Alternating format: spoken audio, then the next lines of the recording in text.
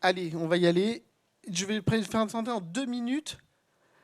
J'ai le grand plaisir de vous présenter, présenter cette conférence de Marc Buchy.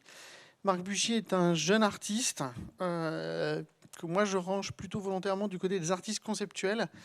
Et ça m'intéressait de l'inviter à la fois à faire une conférence et demain à faire un arc avec celles et ceux qui le voudront, pour que Marc puisse vous montrer à la fois le parcours de ce qu'il a produit, les œuvres qui sont en jeu, et surtout à la fois les méthodologies interprétatives et spéculatives qui lui permettent en fait de définir, faut nous proposer une définition de ce que pourrait être aujourd'hui ce qu'on va appeler vulgairement un art contemporain. Donc voilà, on va essayer de faire ce parcours avec Marc, et puis à la fin on discutera en fonction de vos questions sur voilà, ce qu'il nous a présenté, les enjeux qu'il nous a énoncés. Marc, je te remercie infiniment d'être là. Merci à toi, Fabien. Je t'en prie. Merci Fabien, merci à l'ENSP pour l'invitation, l'accueil et à vous d'être venu pour écouter ma conférence sur mon travail. Comme j'ai proposé à Fabien, je vais faire une sorte de rétrospective, mini-rétrospective sur les 10 années de ma pratique, depuis la sortie d'école jusqu'à une expo qui vient d'ouvrir il y a une semaine à Liège. Donc je vais expliquer tout mon parcours avec différents points, des œuvres du début et puis des pensées qui se mettent en place tout au long de ces 10 années. Je vais d'abord vous parler de mes études. Moi, je suis de Metz, mais il y a un problème. Merci. Mais j'ai fait toutes mes études en Belgique, donc moi je suis en Belgique depuis 15 ans. J'ai commencé par des études de photographie et de vidéo à Saint-Luc-Tournai, qui m'ont tout de suite placé dans une pratique plutôt plasticienne de la photographie. L'école était assez ouverte au documentaire ou à la mode ou à l'art plastique, mais c'est quand même cette époque qui va m'orienter vers l'art contemporain, l'art plastique.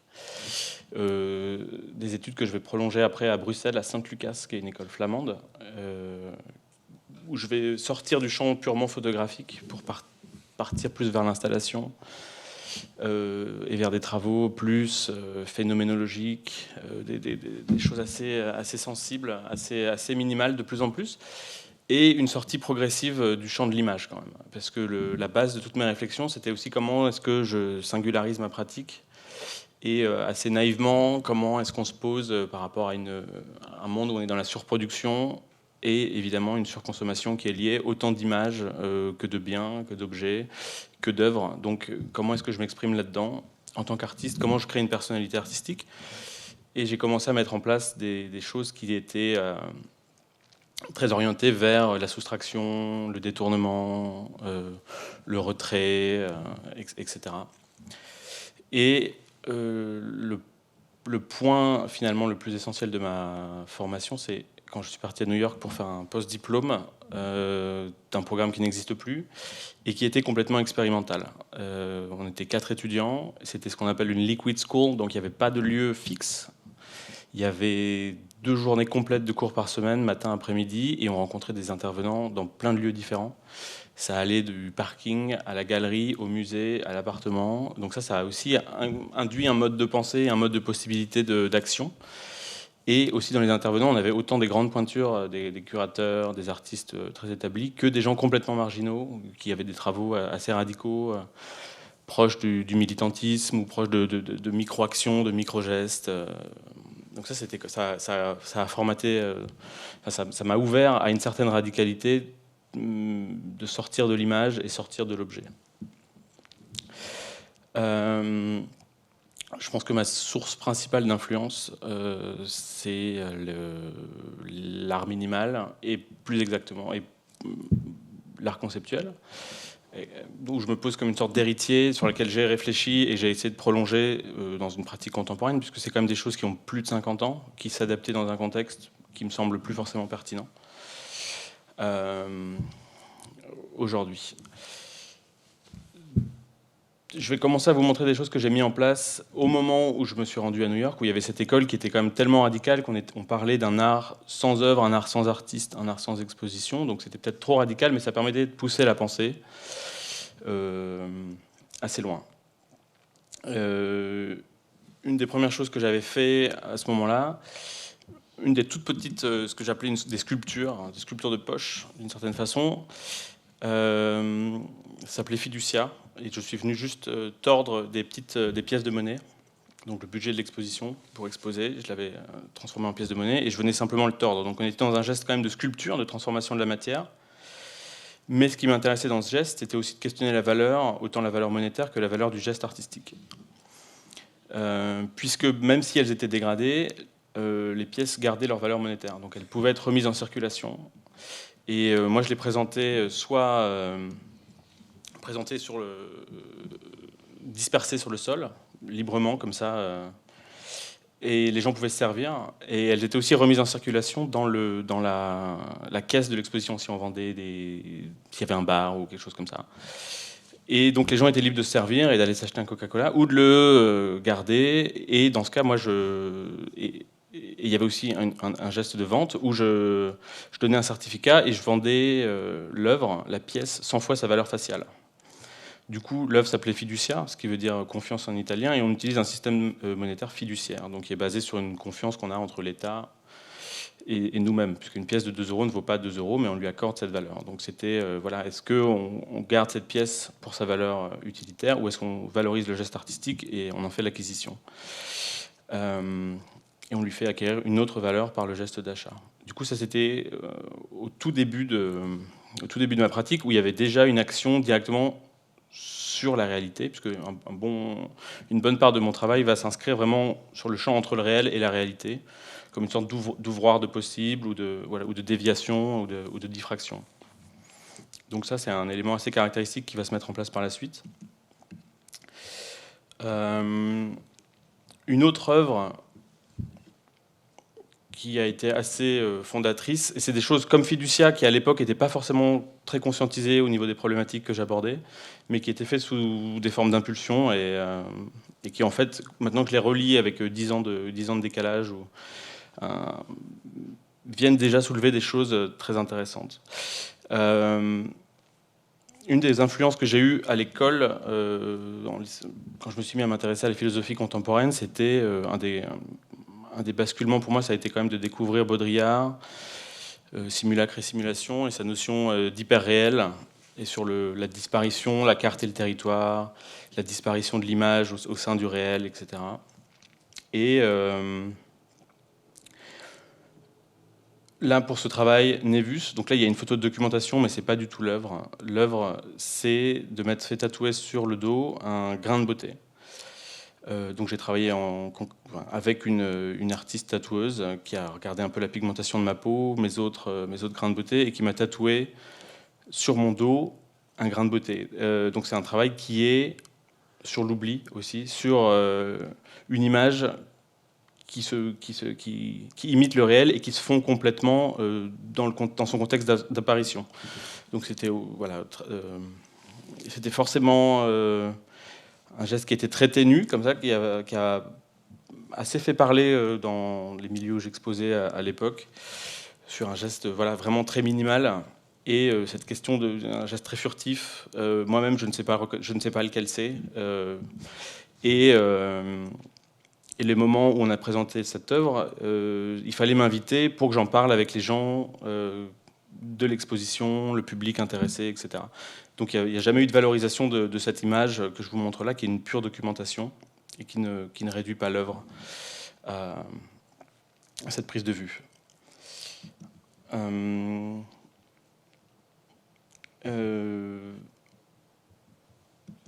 Ça, c'est une œuvre que j'ai fait vraiment quand j'étais à New York, où je m'intéressais à la performativité et déjà à la question du savoir et de la connaissance, qui va vraiment être un fil rouge assez proéminent dans la suite de mon travail, dans les 10 années à venir. Ce sont des certificats de non-apprentissage. L'œuvre s'appelle Instruction. Et c'est 2 certificats où je m'engage à n'apprendre ni la danse, ni l'astronomie. Du coup, c'est une performance par le non-faire, et c'est aussi une œuvre qui vient donner une forme à la vie de l'artiste. Et c'est pas la vie de l'artiste qui vient donner une forme à l'œuvre, d'une certaine façon. Et ce qui m'intéressait dans ce temps long, puisqu'on est vraiment dans une temporalité qui m'échappe complètement du geste, du moment où je signe ce protocole avec moi-même, c'était valoriser une forme d'amateurisme. Moi, j'aime beaucoup danser, j'aime beaucoup les étoiles, j'aime beaucoup regarder les étoiles d'une façon très très direct, mais je me disais, l'un comme l'autre m'apporte une sensation de liberté et d'infini qui est quand même extrêmement rare, extrêmement riche. Et si je commence à lire le ciel, disons, les constellations, savoir comment tout se déplace, est-ce que je ne vais pas perdre cette sensation d'infini que m'apporte l'observation du réel? Et pareil pour la danse. C'est un moment où on a une liberté dans les gestes qui sont libérés de la fonctionnalité du quotidien ou de toute fonction utilitaire, qui sont une sorte de pure énergie d'une certaine façon. Et pareil, si je commence à connaître des pas de danse ou à maîtriser mon corps, est-ce que je ne perds pas cette sensation de liberté qui émane de ce temps vécu? Du coup, voilà, c'était valoriser, préserver quelque chose qui est extrêmement fragile et qui est cette méconnaissance, non-connaissance, en valorisant l'amateurisme ou le rapport très brut au réel. Voilà.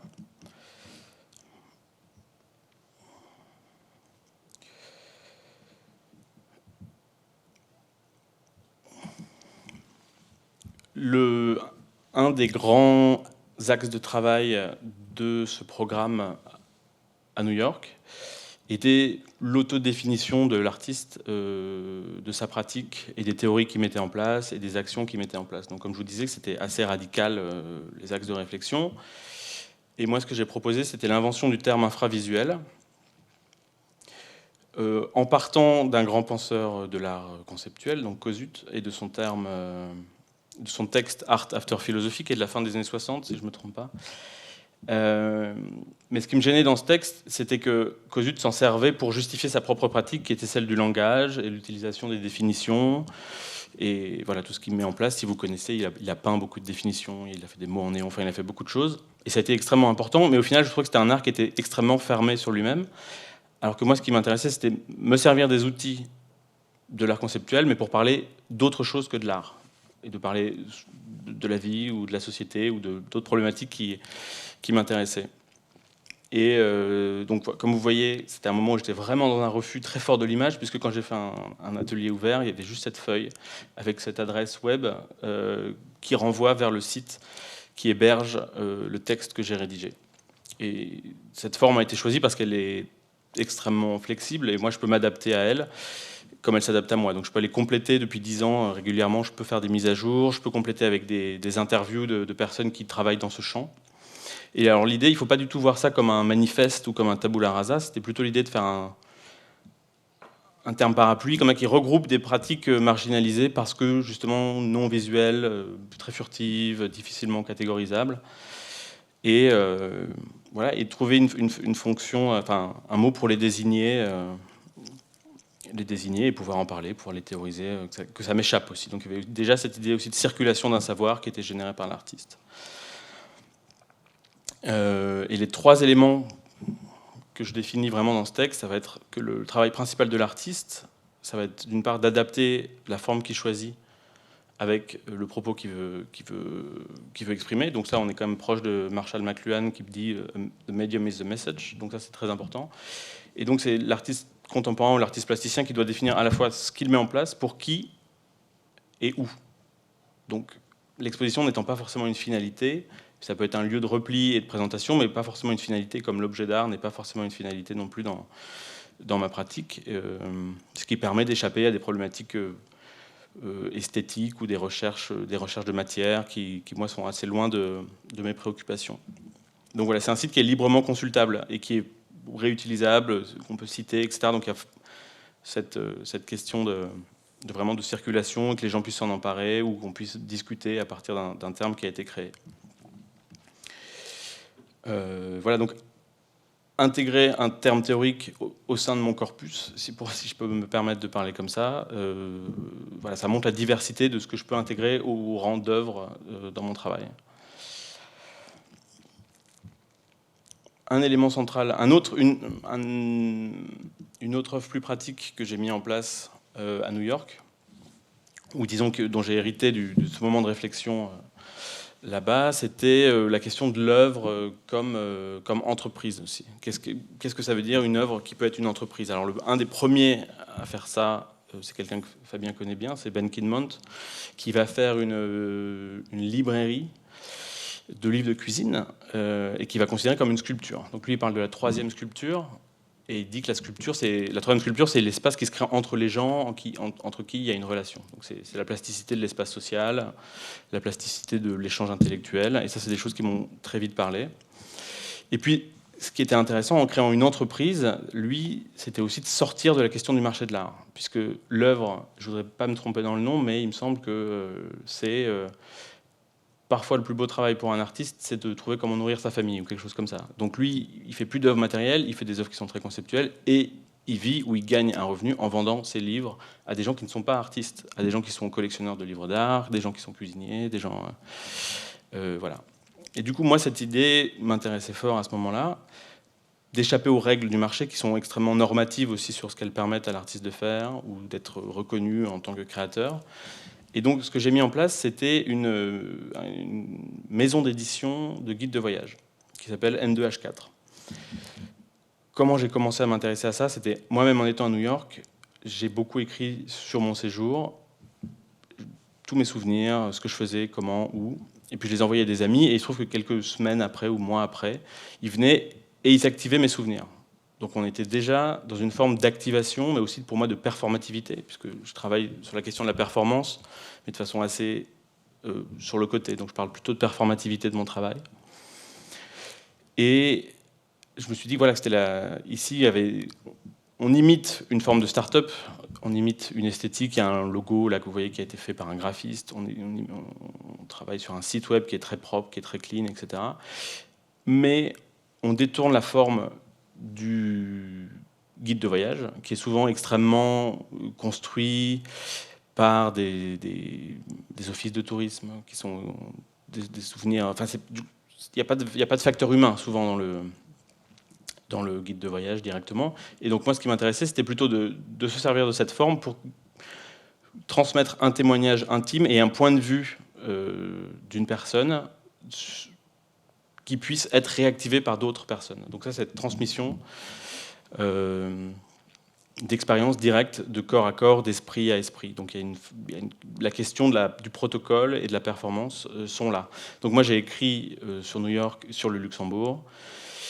Plus tard, j'écrirai sur la Palestine, sur Ramallah, où j'étais invité pour écrire un guide de voyage sur Ramallah. Donc c'était un geste aussi assez politique comme invitation. Mais c'est une plateforme qui est aussi ouverte à d'autres auteurs, à d'autres artistes, et pas forcément artistes. Donc j'ai des personnes qui étaient intéressées d'écrire, comme vous le voyez là, sur Joshua Tree ou sur Seattle, ou en ce moment je suis en train de travailler sur d'autres villes comme Berlin. J'ai eu Nice aussi, etc. Et donc ça part toujours de rapports intimes qui sont ensuite mis en page sous une forme de PDF et qu'on peut acheter. Et donc sur le site en lui-même, n2h4.com, qui est le nom du projet, il n'y a aucune mention que c'est un projet artistique. Donc ça a été aussi une façon de se fondre dans la masse Internet ou la masse de guides à disposition.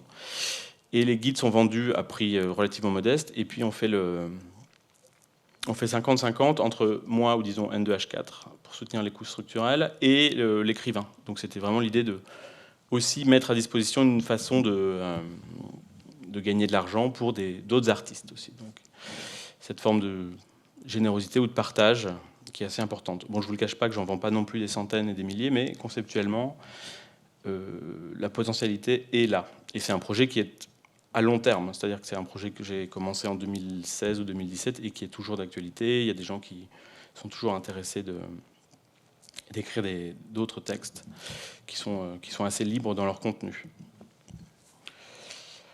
Voilà, donc ça, je pense que ça permet de faire un bon panel d'œuvres qui ont été générées par ces premières réflexions. Et puis, petit à petit, quand même, en sortant toutes ces questions qui étaient très immatérielles, je me suis rendu compte que c'était quand même très très proche de la société dans laquelle on vivait, mais que c'était peu pris en compte, bien sûr, par le marché, mais aussi par des façons de penser quotidiennes, où en fait, il se trouve qu'on est dans ce qu'on appelle le capitalisme cognitif, ou le capitalisme de la connaissance, du savoir, où les enjeux de pouvoir, les enjeux de richesse ne sont plus uniquement centrés vers les matières premières, les matières premières, mais aussi vers la recherche, vers la création de savoir, vers la circulation des savoirs, vers la data, la captation des données et leur circulation. Et du coup, comment est-ce qu'en tant qu'artiste, on peut avoir un discours là-dessus, ou est-ce qu'on peut mettre en perspective ces éléments extrêmement immatériels qui sont créateurs de richesse, mais dont le marché de l'art n'a en général que faire. Donc je vais mettre en place des petites choses qui parlent de tous ces éléments. Une des premières œuvres que je vais vraiment protocolaire, qui est très simple, je me suis fixé le but de savoir réaliser parfaitement à main levée un cercle parfait. Donc déjà, ça dialogue fort avec l'histoire de l'art, autant les minimalistes que Giotto, etc.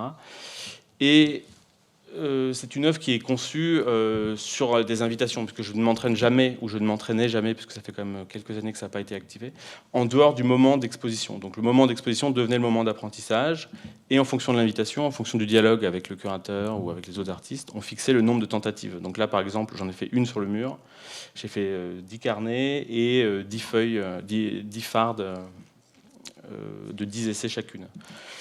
Et quand ça a été montré... je pense que je l'ai fait en un an, j'ai dû être invité 5 ou 6 fois pour montrer ce travail. J'ai acquis une certaine connaissance ou une certaine maîtrise du corps qui était aussi très fluctuante et que j'ai depuis perdu. Donc voilà, c'est des protocoles qui apparaissent ou qui disparaissent, qui sont complètement furtifs et qui sont complètement aléatoires du moment de leur réalisation et du rythme de présentation. Donc ce qui m'intéressait, c'était vraiment de transformer l'exposition pour moi, dans ce geste absurde, dans le rapport corps et esprit, en moment d'apprentissage. Et c'est vrai que la réflexion sur la pédagogie va venir peu à peu se placer pour moi en tant qu'artiste en position d'apprenant, ou utiliser le moment d'apprentissage d'autres personnes, la collaboration avec d'autres personnes. Ça va être quelque chose qui va se développer peu à peu. Notamment, je vais faire une œuvre, encore une fois, assez protocolaire, qui s'appelle « Façon contre façon ». Donc vous le lisez comme vous voulez, même s'il y a un espace entre façon et contrefaçon. Puisqu'il y a souvent chez moi quand même des œuvres, soit qui dépendent complètement de moi, comme Névus, comme ce grain de beauté qui ne peut pas exister tant que je ne suis pas présent, soit des œuvres aussi qui sont complètement poreuses, qui sont complètement extérieures, qui ont leur propre vie. Et voilà, il y a une partie de mon travail qui se rapproche de l'autobiographie en creux, avec des éléments qui me définissent, mais que je ne peux pas forcément définir moi-même. Par exemple, ici, le protocole qui a été mis en place avec les deux performeurs, Lola, que vous voyez ici de dos, et Shankar, qui m'ont assisté sur le travail, ça a été d'apprendre mon langage corporel. Comment est-ce qu'on fait pour apprendre le langage corporel d'une personne ? Parce que moi, je ne peux pas définir, je sais que j'ai certains tics, je touche mes cheveux sans arrêt, je croise mes jambes, je bouge mes mains, mais je ne peux pas vraiment le définir exactement, puisque c'est quelque chose qui m'échappe et qui existe plus dans les yeux de celui qui me regarde que dans moi-même. Donc, avec ces deux personnes, j'ai passé énormément de temps, les 3 mois, en amont de l'exposition. Et je leur demandais de m'observer, et eux-mêmes ont mis en place un protocole. Alors, on fait ceci, on fait cela, on bouge nos mains de cette façon, dans une quantité de situations différentes. Donc on a fait des vernissages, on a été au restaurant, on a été à la piscine, on a vraiment juste passé du temps l'un avec l'autre. Et quand l'œuvre a été présentée, donc elle a été présentée à l'heure actuelle qu'une seule fois dans une exposition qui s'appelle On a bien accroché, présentée à Bruxelles, avec un artiste japonais qui s'appelle Shuzo Azushi Gulliver, qui était un vieil artiste assez génial de Fluxus, qui avait 70 ans, donc on avait un bel écart d'âge. Et donc, l'œuvre était activée au moment du vernissage. Elle était annoncée, mais elle n'était pas désignée. Donc, ce qui m'intéressait à ce moment-là, c'était de créer une circulation du regard au sein des visiteurs de l'exposition, qui se regardent entre eux, qui me regardent moi, et qui... C'était pas le but de jouer à qui est qui, ou qui est-ce, et qu'on trouve qui était en train de m'imiter, mais voilà, il y avait cet élément, et les performeurs étaient pas du tout désignés, donc ils étaient là, présents dans l'espace, habillés tout à fait normalement, et ils se comportaient comme moi. Donc il y avait une sorte de dédoublement de mon corps ou de mon langage corporel dans l'espace d'exposition. Et toute l'exposition était beaucoup sur des gestes comme ça très furtifs et des situations qui pouvaient en émaner. Et quand je vous dis que c'est un travail d'autoportrait en creux, c'est-à-dire que pour moi c'est une œuvre qui est avant tout protocolaire. et qui pourrait être reproduite sur quelqu'un d'autre ou dans un contexte extrêmement différent. Donc si Fabien décide de m'inviter demain pour faire cette œuvre, on peut le faire sur toi ou sur un autre artiste de l'exposition. Le protocole existe par lui-même. Et une des choses qui m'a beaucoup touché dans ce travail, en travaillant pendant 3 mois en amont, c'est que la relation que j'ai avec ces personnes a complètement dépassé le cadre artistique. On est simplement devenus amis et on continue à se fréquenter. Donc voilà, c'est aussi une façon de servir de l'art pour s'inscrire dans une temporalité qui lui échappe complètement. Et ça, pour moi, c'est très important. Donc tout ça, c'est des petites choses que j'ai mis en place.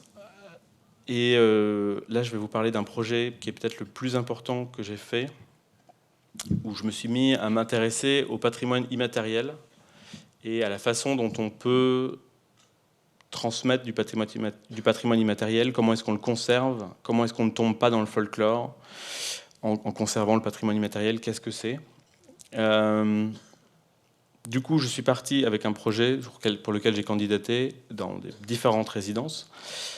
J'ai eu du mal à le mettre en place. Donc ça, moi aussi, c'est un bon conseil que j'adresse aux artistes, c'est quand ils ont une idée à laquelle ils tiennent, c'est vraiment la tenir coûte que coûte, parce qu'elle va finir par trouver des gens qui trouvent un écho proche. Il ne faut pas l'abandonner après 1 ou 2 refus malencontreux. Donc là, l'idée de Kagwalmaku, c'était de partir dans un pays à l'étranger et d'apprendre une langue classifiée comme en voie de disparition. Et c'est tout. Enfin, je suis vraiment parti avec cette idée, en fait, ce projet, mais aucunement sur la façon dont ça allait se mettre en place ou ce qui allait se passer une fois sur place. Enfin, la seule chose que je savais, c'était que je ne voulais pas faire de documentaire photo ou vidéo de ce projet, parce que c'était des formes plus vivantes qui m'intéressaient sur justement cette question, encore une fois, d'effacement, cette question d'invisibilité d'une connaissance et d'une langue. La base du projet, c'est qu'on parle aussi toujours de la disparition des espèces animales, de la disparition des espèces végétales, mais également le savoir humain disparaît, et notamment les langues, qui ne sont pas qu'un moyen de communication, qui sont aussi un point de vue, qui sont une poétique, qui sont plein de choses hors d'une fonctionnalité du langage. Donc, il y a une résidence à Cali qui m'invite en 2018 à faire ce projet, qui s'appelle Lugar a Dudas. Et je me retrouve là-bas, je ne sais pas avec qui je vais travailler, comment je vais travailler. Je savais juste que la Colombie était un pays parfait pour ce projet, puisqu'ils ont 70-80 langues classifiées comme en voie de disparition par des institutions internationales. Et donc les premières semaines, ça va être de la recherche, pardon, c'est pas les bonnes images, avec quelle communauté je vais travailler. Et donc je rencontre des universitaires, je rencontre des gens sur place. Et puis très vite, on me propose de m'emmener au fin fond de l'Amazonie pour rencontrer un peuple où une langue n'est parlée plus que par 2 personnes.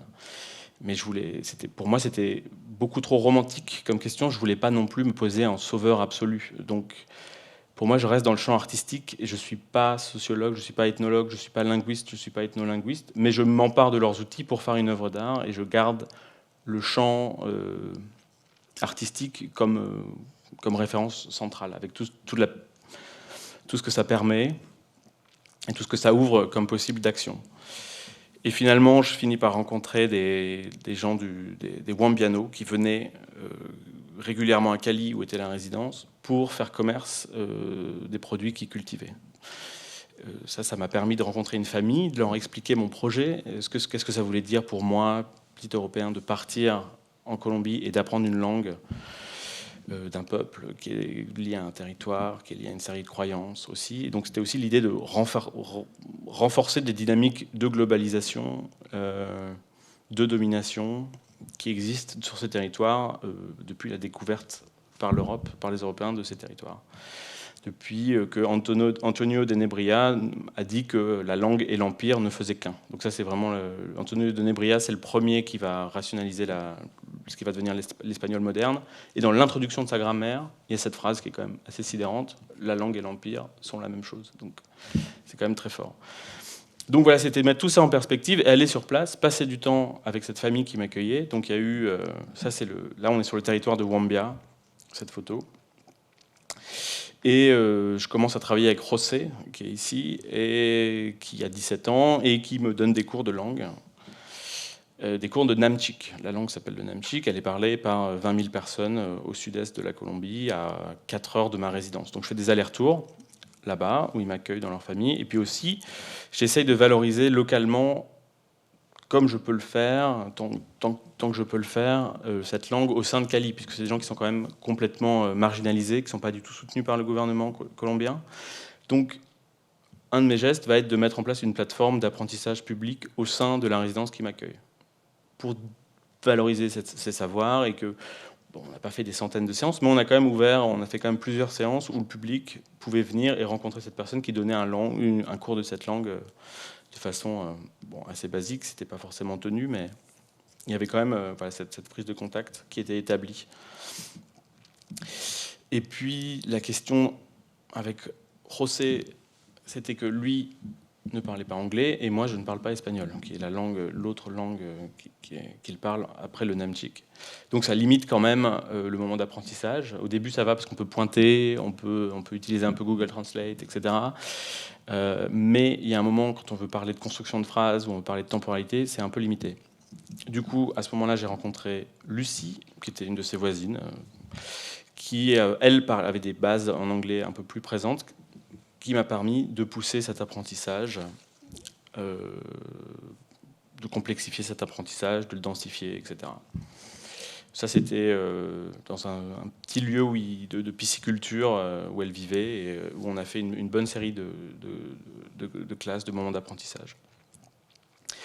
Mais bien sûr, c'était un geste absurde, on peut le dire, mais qui était aussi voué à l'échec d'une certaine façon. Qui était impossible pour moi de maîtriser cette langue qui est forcément ancrée sur un territoire, qui est ancrée à une série de croyances, une série de... Donc, ce que j'ai mis en place après ces 3 mois d'apprentissage, qui devenait un cadre temporel d'activation de la performance, tout ce qui peut être exposé de ces moments, ça va être une série d'éléments qui parlent vraiment du côté fantomatique du savoir et du côté vain aussi du geste qui a été mis en place. Donc, ce que j'expose, c'est pas ces notes de cours que j'ai pris, ou alors des moments où moi j'écris beaucoup en écrivant. Et pardon, j'écris beaucoup en écrivant, c'est bien. J'apprends beaucoup en écrivant, donc je répétais comme ça, j'écrivais. Mais c'est pas ça du tout qui m'intéressait de montrer. C'était les papiers carbone d'une certaine façon en dessous. Donc il y avait déjà une forme quasiment illisible qui parle déjà de la trace, qui parle de l'oubli, qui parle de cet échec intrinsèque au projet. Voilà, donc c'est ces notes de cours qui peuvent être présentées. Il y a une boucle sonore où José me fait répéter des sonorités qui sont propres au langage, qui sont assez compliquées. Enfin, assez compliquées. La question, c'est que si on ne naît pas avec certaines sonorités, on n'arrivera jamais forcément à les reproduire. Mais ça, c'est quelque chose qu'on sait. Donc voilà, il y a cette boucle sonore. Il y a une série de boucles sonores, mais j'en montre toujours qu'une dans l'espace d'exposition, qui ressemble vraiment à de la poésie concrète, où il fait un son que j'essaye de répéter, et il y a cet échec, et il le répète, et moi je continue à le refaire, etc. Donc c'est une boucle qui dure 5-6 minutes, et qui vient complètement envahir l'espace d'exposition quand c'est diffusé. Il y a aussi une toute petite vidéo, qui est peut-être le projet, la partie la plus symbolique du projet, qui a été faite avec mon téléphone portable, puisque... Encore une fois, on n'est pas dans des questions esthétiques, donc c'est toujours quelque chose qui est très brut, qui est fait avec ce que j'ai sous la main, mon téléphone, des crayons, du papier, pour vraiment centrer le propos sur le vécu et sur la problématique que je déploie. Et donc là, on était en train de se promener dans les montagnes, et je m'arrête à un moment, ils étaient loin devant moi, et je filme cette boucle qui va durer 3 minutes, et en fait, leur corps disparaît. On les entend un petit peu au début, et puis ils disparaissent comme ça progressivement dans le paysage. Donc il y a quelque chose d'assez symbolique dans la vidéo, qui est vraiment le rapport du corps et de la connaissance sur un territoire, et là qui disparaît progressivement le long des 3 minutes, pour ne laisser plus que la nature et les sons de la nature. Et surtout, le dernier élément, c'était de retourner cette situation que j'avais vécue d'apprentissage, où je donne une performance dans laquelle je me transforme en professeur et dans laquelle je viens donner une leçon aux visiteurs du centre d'art de Namchik. Donc c'est un peu Namchik 101, mais il y a ce tableau noir qui est affiché, qui est d'abord extrêmement bien organisé, que je viens effacer au début de la performance et que je viens re-remplir en expliquant un peu quelle est cette langue, qui la parle, quelles sont les bases. On parle un peu du tout début de la conjugaison, quelques mots, quelles lettres ils utilisent, quelles lettres ils n'utilisent pas. Et une fois que c'est plein, une fois que le tableau est plein, je m'arrête. Donc il y a aussi ce rapport à l'espace et au temps permis, comme moi j'étais 3 mois là-bas sur place pour faire ce travail. Là, il y a ce tableau qui se remplit, et une fois qu'il est plein, je m'arrête. Et on commence à faire des questions-réponses avec ceux qui en ont envie. Et donc c'était aussi l'idée, encore une fois, de ne pas rester dans le champ symbolique et que potentiellement il y ait un apprentissage du public, que leur esprit devienne eux-mêmes une sorte de réceptacle, ou qui viennent prolonger une connaissance, ou qui viennent prolonger une connaissance. Kagwalmagu, ça veut dire bonjour en namjik. Et donc c'était aussi l'idée de toutes ces méthodes de langue, réutiliser les règles des méthodes de langue. Il y en a beaucoup qui s'appellent hello, ou allo, ou bonjour. Donc c'était aussi s'emparer de choses existantes dans leur format. Et maintenant, je suis en train de travailler, donc on est en 2022, quelques années plus tard, et je cherche des fonds, normalement j'ai trouvé, pour faire quand même la dernière partie qui sera la plus concrète du projet, qui sera un guide de langue qui va compiler l'ensemble des connaissances que j'ai réunies sur place. Donc ça devrait faire 70 pages environ. Et pour ça, je réutilise les règles graphiques. Enfin, je travaille avec un graphiste et une maison d'édition, etc. Et je réutilise des règles d'édition du Bled ou du Becherel, donc un côté un peu livre d'école, un peu vieillot, mais qui sera détourné, qui sera très aéré, qui sera très incomplet aussi, pour montrer que c'est pas du tout une somme de références, c'est pas du tout un travail universitaire, c'est pas du tout... c'est pas du tout à prendre comme argent comptant sur le Namjik, c'est ça. C'est vraiment, encore une fois, parler de cette quête impossible d'une connaissance et d'une communication. Donc voilà, depuis ce projet, il a été montré quelques fois en Belgique et à Bruxelles, donc à Bruxelles et en France, pardon. Et donc j'ai eu l'occasion de donner ces cours 2 ou 3 fois depuis. En parallèle de ce projet qui était assez complexe à mettre en place, il y a un autre projet qui s'appelle Ice Dolomiti, qui est aussi exactement sur la question du patrimoine immatériel, de la transmission d'un savoir, d'une connaissance, d'un savoir-faire, mais qui est peut-être un peu plus léger que des problématiques globales de disparition d'un langage humain, qui était l'idée de travailler avec un glacier à la retraite. Et l'idée, c'était un glacier qui a mis au point une recette et avec laquelle il a vécu toute sa vie. Le moment où il ferme sa boutique, c'est un savoir qui disparaît de la sphère publique et c'est une expérience de goût qui ne va plus jamais exister.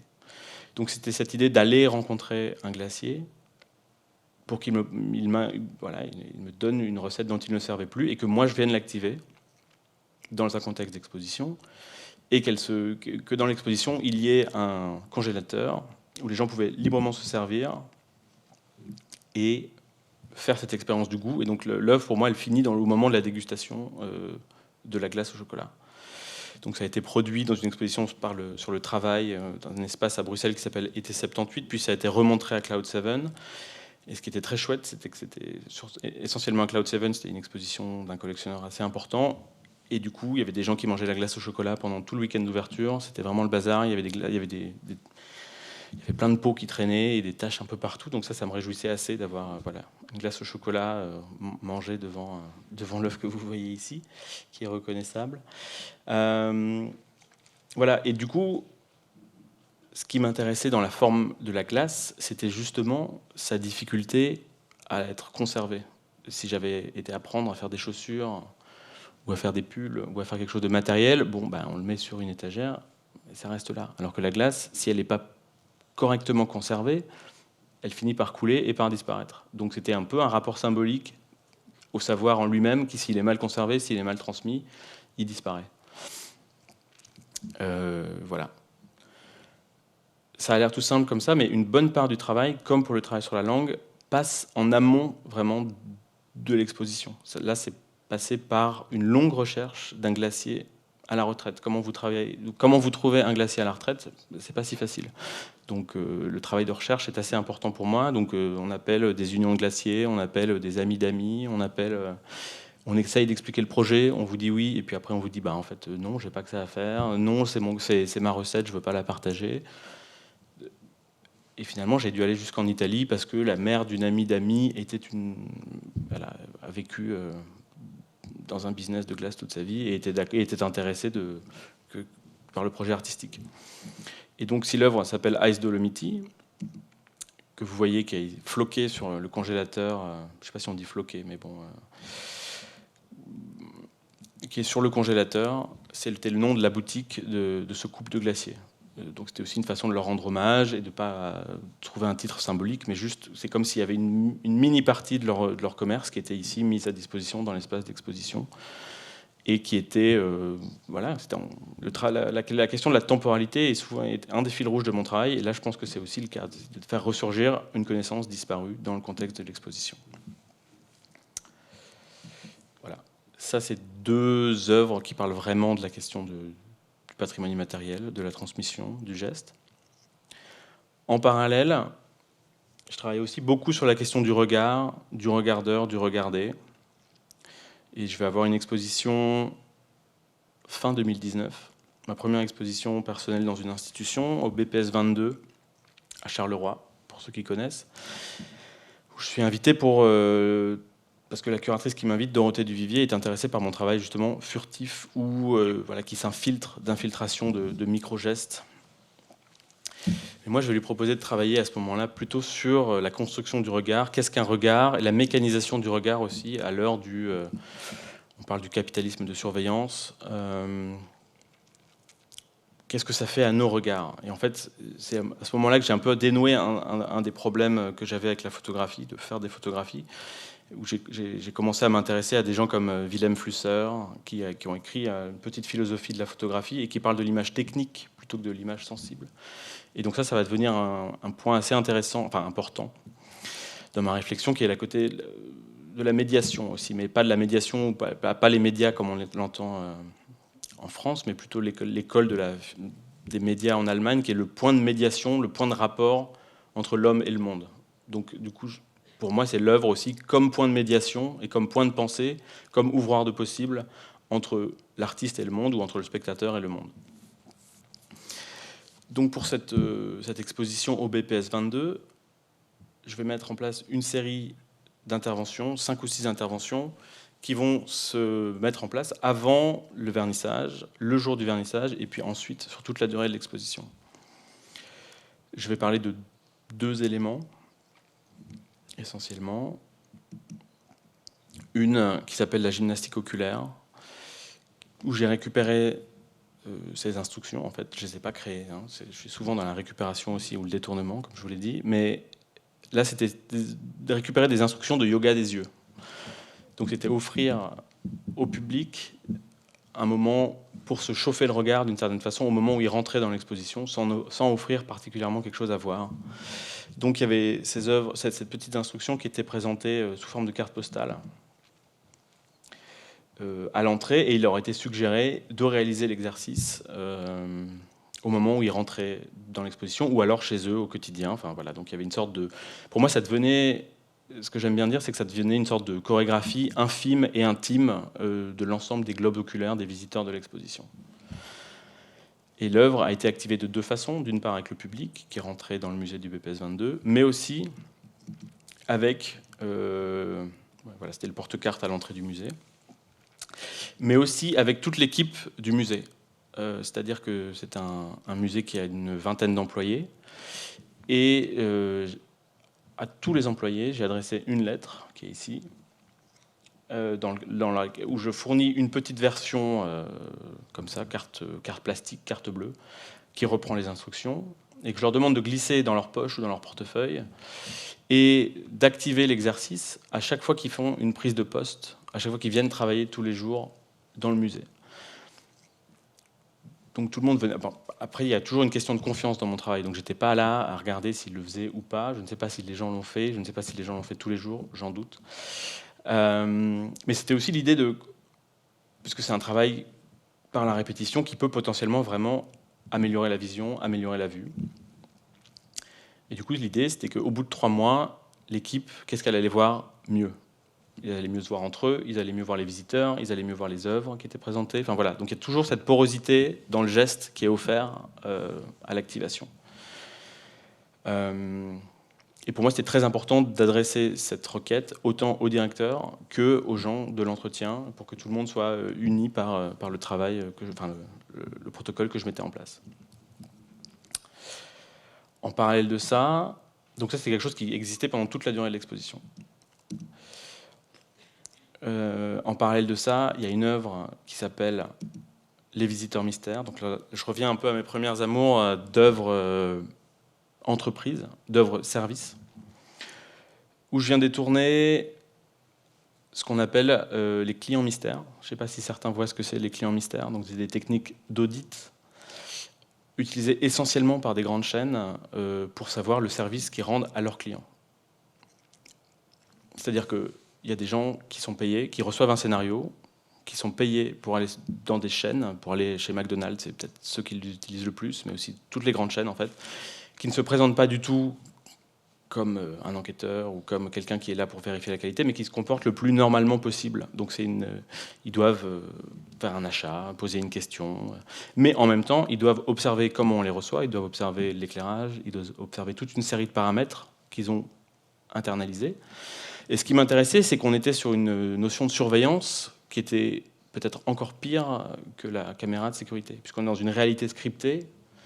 Les gens qui sont soumis au test, qui sont soumis à l'enquête, savent que des clients mystères vont passer, mais ils ne savent pas quand, ils ne savent pas comment. Donc, ce qui m'intéressait, c'était cette internalisation de la notion de surveillance qui te pousse à agir d'une certaine façon, sans qu'il y ait un objet physiquement présent comme la caméra dans l'espace. Du coup, qu'est-ce que je fais, moi? C'est que j'applique cette question des visiteurs mystères, des clients mystères, pardon, à l'institution qui m'invite. Donc, je m'inscris d'abord en tant que client mystère. Je vais faire des tests dans une chocolaterie et dans un espace de stockage pour récupérer les questionnaires, pour avoir la vraie esthétique qui est utilisée, le vrai langage, que moi-même je vais réutiliser envers le BPS 22. Du coup, c'est des questions qui scannent le musée ou qui demandent à des visiteurs de scanner le musée, mais qui ne parlent jamais d'art. Donc on parle des assises, on parle du chauffage, on parle de l'accueil. Donc il y a une sorte de mise en abîme aussi de l'invitation de l'artiste qui observe l'institution qui l'invite. Donc qui regarde qui, à quel moment. Toute l'exposition était vraiment sur qui regarde qui et comment les gens se regardent. Et donc là, pour mettre cette œuvre en place, je crée un logo, je crée un faux nom Upstairs Quality, donc il y a un magnifique jeu de mots pour les anglophones. Et je recrute des gens sur Internet que je ne connais pas. J'utilise une partie du budget pour payer des visiteurs que je ne connais pas, qui viennent voir l'exposition avant la mienne, qui remplissent des questionnaires que je leur ai envoyés, que ensuite je vais exposer dans l'espace d'exposition. Et que les visiteurs de mon exposition vont pouvoir lire. Donc il y a vraiment plein de strates de temporalité de l'activation du projet. Ça, c'est au BPS 22. On a réactivé le projet 1 ou 2 ans plus tard à la Friche Belle de Mai, où c'était encore plus ambitieux parce que c'est un sacré paquebot, la Friche Belle de Mai, donc il y avait beaucoup plus de paramètres, beaucoup plus de pages. Donc voilà, donc c'est aussi l'idée de service rendu de l'artiste qui enquête sur qui l'invite, comment on l'invite, et ce moment qui lui échappe complètement, parce que je ne sais même pas si ces gens sont venus, je ne les ai pas rencontrés, c'est des anonymes que j'ai recrutés sur Internet. Et là où ça m'a vraiment échappé, en tout cas pour le BPS 22, puisque à mon avis, Friche Belle de Mai s'est passé plus inaperçu, même si j'avais demandé de diffuser en interne l'information, c'est que ça a créé des micro-tensions, j'espère que c'est resté micro, au sein de l'équipe. Et les gens de l'accueil, notamment, avaient peur que la direction se serve de mon enquête pour les juger. Alors je leur ai dit que ce n'était pas du tout mon but, mais en tout cas, ça a créé une discussion entre eux sur comment est-ce qu'ils étaient valorisés par la direction, comment ils effectuaient leur travail. Et voilà, ce moment d'échange qui n'était pas prévu au moment où je mettais en place le travail, m'a assez réjoui, en fait, aussi dans ce que ça générait. Dans cette exposition, il y avait d'autres éléments où moi j'ai été gardé chez les gardiens qui gardiennaient le site la nuit. Donc moi j'allais surveiller chez les gardiens. Il y avait aussi une lampe à détecteur de mouvement qui était inversé, qui s'éteignait quand il y avait du passage. Voilà, donc il y avait plein de micro-éléments. Il y avait, au moment du vernissage, je demandais à 2 performeurs de se regarder dans le blanc des yeux, mais en évitant la pupille l'un de l'autre. Et ça se fondait dans la masse du vernissage. Donc il y avait une série de petites actions comme ça qui venaient mettre en perspective la question du regard sous différentes formes.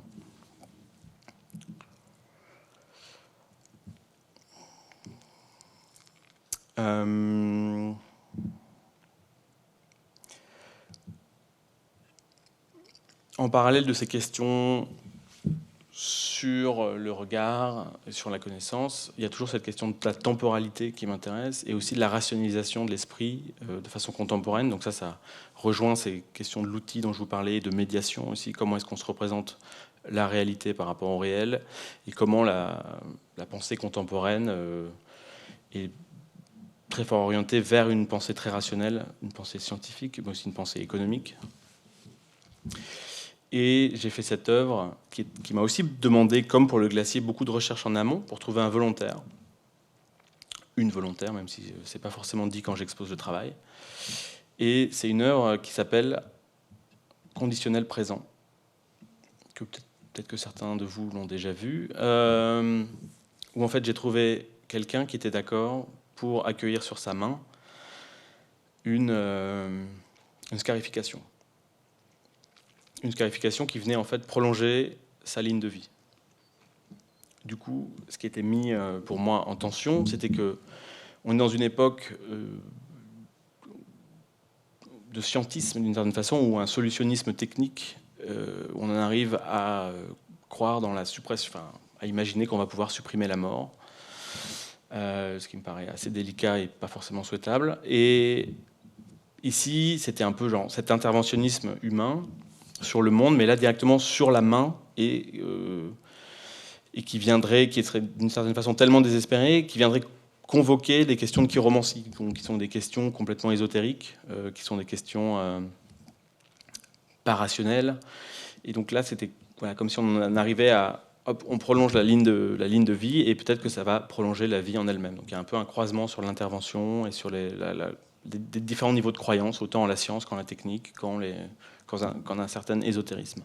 Donc là, ce qui était très intéressant, qui m'a pris beaucoup de temps, c'était de trouver déjà une volontaire ou un volontaire qui était prêt d'accueillir cette scarification, parce que j'ai eu beaucoup de refus. J'ai eu des gens qui étaient d'accord, et puis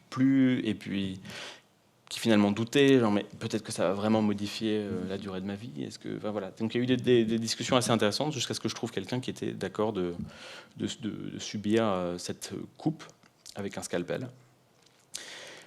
C'est une œuvre qui a été produite par le FRAC Dunkerque. Et c'est vrai que j'étais toujours dans une sorte de refus de l'image, un refus de la documentation aussi. Donc pour moi, si ça avait été juste une ligne sur le catalogue ou dans la communication de l'exposition, ça m'aurait suffi. Mais bon, je me suis laissé convaincre par Keren, qui est la directrice, de faire quand même une documentation. Il était bien dit que c'était pas du tout l'œuvre, c'était une documentation du geste réalisé. Et donc j'ai cette main scarifiée juste après la coupe, qu'on a pris en photo avec une photographe professionnelle pour avoir une représentation très neutre. Et après, elle est imprimée en très grand format abribus. En fait, on a choisi un dos bleu qui est contre-collé sur le mur. Donc il y a aussi la question de la temporalité qui est là. À la fin de l'exposition, il faut arracher l'image et elle disparaît. Elle fait corps avec le bâtiment et puis elle disparaît. Voilà, conditionnel présent, on comprend le rapport au temps et aux différents modes de temporalité dans le choix du nom. En continuant ces questions, toujours sur la science, sur la rationalité, j'ai fait une exposition fin 2020 au Luxembourg qui s'appelait Avoir des ordres, qui était organisée par un centre d'art à Dudelange qui s'appelle Neilicht. Et avoir des ordres, il y a le jeu de mots, puisque avoir des ordres, recevoir des ordres, le désordre. Effectivement, le jeu de mots comme montage d'idées ou de rapprochement d'éléments hétérogènes, c'est assez important pour moi. Et une des œuvres centrales de cette exposition qui s'intéressait à la rationalité scientifique, à la science, à la place de la science dans la pensée contemporaine, mais aussi aux souvenirs d'enfance, dans toujours ces questions de réactivation, oui, au jeu. Le jeu, c'est aussi un des éléments qui fait fil rouge chez moi, même si j'en ai pas beaucoup parlé ici. Il y a cette œuvre qui s'appelle Mu. Alors, c'est écrit Mu, comme vous voyez en haut là, mais normalement le nom exact, c'est la petite lettre grecque. Ça, vous allez voir pourquoi ça s'appelle comme ça. Mais du coup, j'ai fait une série d'échasses qui étaient disposées dans l'espace d'exposition. Donc là, je pense que je prolongeais cette question de point de vue, qui était très présent dans l'exposition dont je viens de vous parler à Charleroi, avec les chasses qui étaient à la base un objet où on surélève son regard et dans une volonté de surveiller le troupeau qu'on a autour de soi. Et puis, ça a évolué, c'est devenu folklorique, c'est devenu des jeux pour les enfants. Donc j'aimais bien cette évolution de l'objet, qui là, pour moi, était transformé en sculpture, d'une certaine façon. Donc il reprenait le langage de l'art minimal. On est vraiment sur des petites choses voilà, de droite, soudées, du pur métal. Et il y en avait 30 dans l'espace d'exposition qui étaient disposées à la base, au tout début, par moi-même. Donc soit en équilibre, et puis elles tombaient régulièrement, soit contre les murs, soit directement au sol. Et ça venait créer une sorte de structure de l'exposition fluide, puisque les gens pouvaient les déplacer, pouvaient les utiliser, pouvaient sortir de l'espace d'exposition, pouvaient les emprunter. Donc il y avait aussi cette question de confiance qui est assez importante chez moi entre l'artiste et son public, ou l'artiste et les visiteurs, qui pouvaient marcher dans l'espace d'exposition, mais aussi à l'extérieur, les emmener. Et comme vous avez vu voilà. Là, c'est quand ça a été activé à Marseille, où il y avait un moment d'échange, où aussi les gens se donnent des conseils, les gens voilà, il y a vraiment ça crée un moment d'apprentissage en commun, de ce moment de déséquilibre recherché que je recherche. La notion de mise à l'épreuve, elle est assez importante pour moi, autant dans ce que je fais que dans ce que le public fait aussi. Donc voilà, c'est cette idée d'élévation du point de vue qui apporte aussi une fragilité qui m'intéressait. Et pour ne pas en rester à une question symbolique du travail, ce que j'ai mis en place avec le centre d'art qui m'accueillait, c'est... Alors, au Luxembourg, on est quand même plutôt bien reçu parce qu'ils ont un peu d'argent. Et du coup, le centre d'art achetait une œuvre. Et d'habitude, c'est la curatrice, la directrice du centre d'art qui choisissait son œuvre préférée ou qu'elle trouvait le plus intéressante.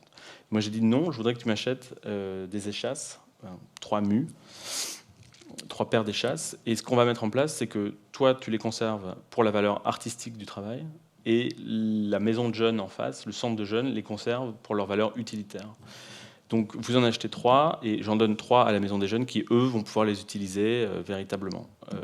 Juste en face, elle était située juste en face. Donc on a mis en place un petit contrat qui nous liait entre qui acquérait, qui conservait quelle valeur, quel type d'activation de l'œuvre. Et pour moi, c'était très important que ça reste comme ça dans l'œuvre qui est à la fois utilitaire et à la fois artistique. Il y a une notion que j'utilise souvent qui est la notion d'art gris, en fait. Qu'est-ce qui définit une œuvre? C'est aussi qu'est-ce qui rend reconnaissable une œuvre. Ça dépend aussi des informations qu'on a, ça dépend du contexte où il est montré, ça dépend à quoi on s'intéresse. Donc voilà, c'est vraiment un travail qui n'a pas de médium de référence, qui s'empare d'autres formes, qui est un peu dans le... J'aime bien ce terme de Certeau, qui est dans le braconnage, un peu, qui va dans d'autres champs que le sien et qui s'en ressaisit pour parler d'autres choses. Voilà, pour que ça reste... voilà, l'art gris, je trouve que c'est une notion intéressante aussi sur toujours la visibilité, le rapport au visuel. Voilà, donc là, c'était un engagement entre moi-même et les deux institutions qui entouraient l'exposition. Ça, c'est vraiment juste pour vous montrer mes premiers dessins qui étaient dans cette exposition Avoir des ordres, qui sont des magnifiques gribouillages. Je suis très fier. Où là, je viens convoquer un penseur qui était très important pour moi, dont je vous ai déjà parlé, qui est Wilhelm Flusser, et de sa notion qui a beaucoup écrit sur des gestes, sur des micro-gestes, sur la nature, la culture, et sur l'évolution de la forme de l'écriture, et comment celle-ci nous inclut dans le monde. Et donc ce qu'il raconte, c'est que d'abord, l'écriture passait par la soustraction, c'est-à-dire qu'on venait graver, on venait soustraire dans la pierre ou dans une matière, et puis à un moment ça bascule, et on vient rajouter. On vient rajouter par l'encre, on vient rajouter par le crayon. Et je trouvais ça assez beau comme ça, ce basculement sur comment nous, on s'inscrit dans le monde par le geste de l'écriture. Donc ce que j'ai fait, c'est que j'ai collecté plein de stylos Bic comme ça, qui ne fonctionnaient plus, qui étaient en panne, donc l'outil d'écriture en panne. Et en général, quand on rencontre cette difficulté, on a ce petit geste d'énervement sur le côté. Il y en a qui font ça sous leurs chaussures, il y en a qui font ça sur le coin de la feuille, que je trouvais assez beau, puisqu'en fait, au début, là on le devine un peu, mais au début ça grave, et ça vient imprimer une forme dans la feuille directement, puis à un moment l'encre ressurgit, et la fin du geste est donc écrite. Donc c'est un peu des clins d'œil aussi à l'action painting et tout ce rapport à la peinture abstraite, mais qui était là assez symbolique sur la place de la création et de l'écriture. Et ce que j'ai fait, c'est que j'en ai fait une quinzaine. Et après, je suis venu imprimer sur ces formes qui avaient surgi de ce petit geste de réparation, d'énervement, je suis venu imprimer des repères mathématiques que j'avais collectés. Donc X, Y, Z, pour ceux qui voient, c'est quand même très simple, hein, je pense qu'on le voit tous à l'école, au collège ou au lycée. Donc pour moi, c'est quelque chose d'assez symbolique sur le point zéro du début de la rationalisation du monde et tout ce que ça a entraîné par la suite. Donc j'en ai fait une collection, et c'était l'idée qu'ils parlent tous de la même chose, ils cherchent tous la même chose, mais ils sont aussi tous différents dans leur esthétique et dans leur rapport, dans l'imaginaire qu'ils déploient. Et tous les dessins étaient ici accrochés en ligne dans l'exposition, et ça faisait une ligne très précise. Tous les points zéro étaient alignés sur le même niveau, sur le même repère. Voilà, j'étais juste très content de faire des gribouillis et de faire ce travail, même si c'est un peu différent de ce que j'ai pu mettre en place. Mais encore une fois, c'était pour moi une façon d'adopter un médium, une forme, avec une idée que je voulais développer.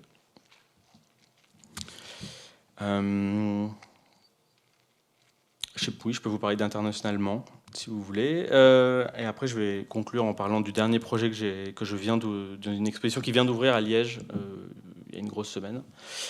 Internationalement, c'est une œuvre qui est extrêmement éphémère, qui est extrêmement discrète. En fait, c'était une exposition qui était une invitation reçue par la Fondation Canal Pompidou à Bruxelles, qui avait envie de montrer des jeunes artistes, et qui a fait une exposition dans la ville, dans le quartier d'Ansart. Pour ceux qui connaissent, c'est assez central. Et les inviter dans des vitrines, en disant, voilà, chacun va montrer, quelque chose qu'on voit quand même assez souvent, chacun va montrer une œuvre dans une vitrine. Et on va faire un parcours, et il y aura un guide, etc. Et puis, les deux curateurs m'appellent, Pauline Salinas et Hervé Charles, et ils me disent, Marc, on a envie de montrer ton travail, mais on n'a pas de vitrine pour toi. Parce qu'on sait que tu es un artiste conceptuel, et on sait que tu vas nous trouver un truc, tu vas bien nous inventer un truc. Et puis, en plus, tu fais de la critique institutionnelle, donc c'est assez intéressant, parce que là, on utilise un peu les artistes pour gentrifier le quartier, etc. Bon, moi, je leur dis, je ne fais pas vraiment de la critique institutionnelle, même si je réfléchis sur la place du musée et de l'exposition. Je pense que la critique institutionnelle, c'est un peu daté, en plus. Le marché, il est plus problématique que les institutions de nos jours, à mon avis. Mais bon, bref, j'accepte l'invitation. Et du coup, ils en ont eu pour leur argent, puisque je leur ai proposé une œuvre qui se moquait un peu, qui partait un peu de l'a priori qu'on a toujours sur les artistes qui sont censés être progressistes et disons de gauche, qui à mon avis c'est pas toujours vrai, ou les gens n'ont pas forcément conscience de ce que ça veut dire. Et puis concrètement, on voit bien qu'il y a des gros problèmes aussi dans les institutions, sur les problèmes de management ou les problèmes de circulation monétaire. Donc voilà, ce qui m'amusait, c'était un peu cet idéal qui n'était pas forcément très vrai. Donc je me suis emparé d'un hymne communiste qui s'appelle l'Internationale, que tout le monde connaît. Donc ça, c'est aussi un rapport à une sorte de savoir social, un peu des choses qu'on reconnaît tous sans vraiment en être conscient. Donc je pense que l'Internationale, si on l'entend, on sait ce que c'est. Donc voilà, c'est ce su internalisé qui m'intéressait. Et c'était aussi jouer sur ce côté un peu vieillot aussi de la forme révolutionnaire du communisme, qui est peut-être plus forcément d'actualité. Et du coup, j'ai fait deux choses. L'œuvre s'appelle International Le Mans. Vous comprendrez la sonorité que ça déploie. Ce que j'ai fait, c'est que j'ai récupéré cette partition de l'International. J'en ai enlevé les paroles. Donc, il n'y a que lettres, les notes qui sont là. Mon travail s'inscrit aussi sur des questions de langage, et de lisibilité, de connaissances. Et on a fait, avec une assistante, j'ai fait un accrochage sauvage dans tout le quartier d'Ansart de 200-250 partitions de l'Internationale de nuit. Donc j'étais assez content d'être rémunéré par une institution pour faire un acte de vandalisme. Donc ça a complètement envahi le quartier où il y avait l'exposition, en plein de points. Parfois il y avait toute une palissade, parfois il y avait juste des blocs électriques, etc. Et donc c'était cette idée aussi du geste complètement éphémère, un peu comme cet idéal progressiste qui disparaissait au fur et à mesure du temps. Donc il y en a qui ont été enlevés immédiatement sur des belles palissades, et il y en a qui sont toujours en place, c'était en septembre dernier, il y en a qui sont toujours là. Donc ça, j'aime bien aussi cette temporalité qui échappe complètement au moment de l'exposition. Je suis le seul à être encore exposé des mois et des mois après l'exposition. Et il y avait ça, et il y avait aussi un moment d'activation du travail, puisque l'exposition, toutes les semaines, il y avait un guide, deux fois par semaine. Il y avait des groupes qui venaient et on les emmenait d'une vitrine à l'autre, leur montrer le travail de tous les artistes. Et moi, ce que j'ai demandé à une performeuse de faire, c'était de se mêler. On est encore une fois dans quelque chose qui n'est pas signalé, un peu comme les gens qui ont appris mon langage corporel et d'autres œuvres que j'ai fait. Et de se mêler au groupe et régulièrement, le long de la balade, de siffler l'air de l'Internationale. C'est tout. Moi, j'ai pas été sur place, j'ai pas documenté, donc c'est quelque chose aussi sur la confiance que le performeur l'a bien fait. Elle m'a dit qu'elle l'avait fait à chaque fois, je la crois. J'ai juste été une fois, pour faire cette image de documentation. Je suis resté au loin pour avoir quand même quelque chose à montrer pour vous parler. Donc on est vraiment dans quelque chose de très éphémère, des gens qui entendent ou qui n'entendent pas, qui reconnaissent ou qui ne reconnaissent pas. Un peu comme ces valeurs qui sont là ou qui ne sont pas là. Donc c'était aussi trouver un raccord entre l'idée que je voulais exposée et la forme proposée. Voilà. Je vais conclure, je pense, en parlant de Twist et Tango, qui est la dernière œuvre que j'ai mise en place dans le cadre d'une exposition qui vient d'ouvrir à Liège en duo avec une artiste franco-russe qui s'appelle Katia Eve, et organisée à la New Space, curatée par Dorothée Duvivier. Alors elle nous a réunis, pas forcément sur des problématiques communes, mais plutôt sur des façons de faire, moi j'appelle ça travailler à échelle 1-1, sur des situations construites, sur des situations vécues. Là, on peut citer les situationnistes, qui sont quand même aussi une grosse source d'influence pour moi. Du coup, cet espace de la New Space, c'est un ancien garage de 500 mètres carrés qui est complètement dans son jus, comme vous voyez. Et tout ce qu'on a présenté, Katia présente ce gros fauteuil au fond à droite que vous voyez, et moi, je présente ma voiture à l'avant à gauche. Pourquoi j'expose ma voiture ? C'est venu très rapidement à la première réunion qu'on a eue dans cet espace. Ce qui m'a intéressé, c'était qu'on pouvait faire rentrer et sortir en permanence un véhicule de l'espace d'exposition. Et c'est quand même assez rare. Donc ce qui m'intéressait, c'est cette porosité entre l'intérieur et l'extérieur, toujours dans des choses qui me préoccupent, jusqu'où s'inscrit une œuvre. Et pour moi, ce travail, c'est vraiment une sculpture, en poussant assez loin la question de la sculpture, qui serait à la base une sorte de... Si on définit basiquement la sculpture, c'est une manipulation de matière et de temps, d'une certaine façon, mais là, en poussant assez loin cette cette question, en exposant ma Twingo, dont j'ai hérité d'une grande tante il y a quelques années, et qui l'a égaré dans l'espace d'exposition. On a juste repeint 2 bandes blanches pour bien symboliser son emplacement, puisque la question, c'était que les gens à côté de la voiture, il y a la clé qui est disponible, donc les gens peuvent rentrer dans la voiture, mais peuvent aussi partir avec la voiture. Donc il y a encore une fois cette notion de confiance, de mise à disposition d'un véhicule qui permet de s'inscrire dans le flux de la ville et qui s'inscrit vraiment dans un temps vécu, dans un espace, dans une exploration. Et l'autre élément essentiel de cette superposition de temporalité, c'est que je me suis servi de cette voiture, de cette Twingo, pour mener un entretien avec un philosophe qui s'appelle Jan Maschelein, qui est un philosophe flamand, Et c'est quelqu'un que j'ai découvert en lisant Tim Ingold, s'il y en a certains qui connaissent cet anthropologue anglais, penseur anglais qu'on a un peu à la mode ces derniers temps, qui a écrit sur le fer, sur la ligne, sur plein de choses comme ça, et qui cite Jan Maechelein, parce que Jan Maechelein, dans sa question de la pédagogie, fait la différence entre educere, quand il parle de l'école, et qui est instiller un savoir dans la tête des étudiants, et educare, qui est sortir l'esprit, ou tirer au dehors en tout cas. Et lui, dans sa pratique pédagogique expérimentale, d'une certaine façon, c'est qu'il organise des marches avec ses étudiants pour que la ville devienne école, en fait. Donc, comme un temps, comme l'école, comme une mise à disposition du temps de l'esprit par rapport au monde, pour apprendre par rapport à lui. Donc, je l'ai invité à venir à Liège et qu'on aille dans ma Twingo et qu'on se mette à discuter ensemble. Et qu'on sorte de la New Space ensemble et qu'on fasse un parcours dans la ville jusqu'à un point de vue, puisque Liège, pour ceux qui connaissent, c'est une ville qui est assez vallonnée. Enfin, à côté, il y a d'anciens terrils, mais il y a aussi des collines. Donc on arrive sur un point de vue qui domine la ville, et là, on continue à parler. Il y a un preneur de son qui enregistre toute notre conversation. Et une fois qu'on est en haut, chacun prend une vue avec son smartphone, donc encore une fois sur une esthétique assez pauvre, assez brute, ce qui est à disposition. Et chacun prend une photo du même moment, du même point de vue, mais qui est forcément différente. On retourne dans la voiture, on redescend, on retourne se garer dans la New Space, et c'est fini. Et le preneur de son m'a fait une cassette qu'on peut donc écouter dans la Twingo, donc en restant dans l'espace d'exposition ou en s'emparant de la voiture pour aller soi-même circuler dans la ville. Et ces deux paysages sont glissés comme ça dans les pare-soleils à l'avant. Donc un peu cet endroit qu'on a atteint tous les deux en discutant, qui surplombe la New Space. Donc il y a toujours cette idée comme ça de zoom arrière qui m'intéresse, voir le point de vue, c'est quelque chose qui m'intéresse beaucoup. Voilà, donc moi à gauche, lui à droite. Pourquoi la voiture ? Aussi, c'est encore cette question de la...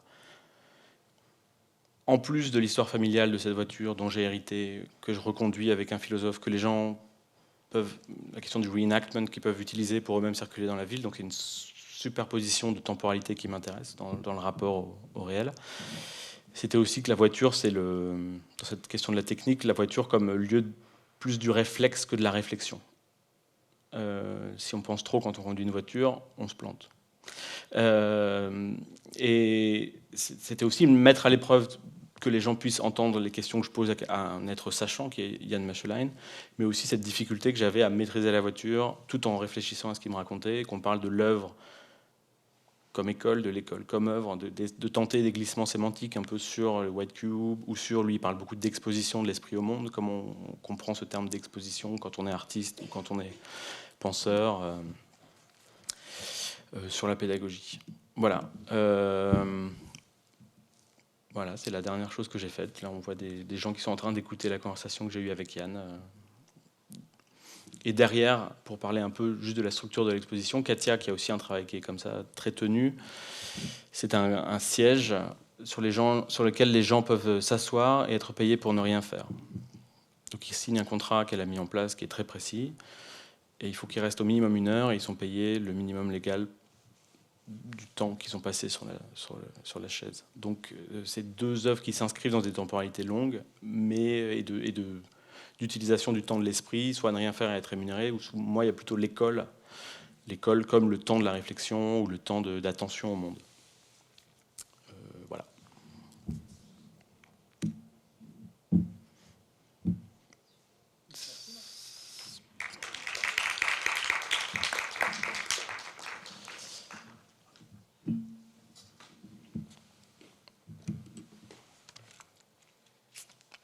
Y a-t-il des questions ?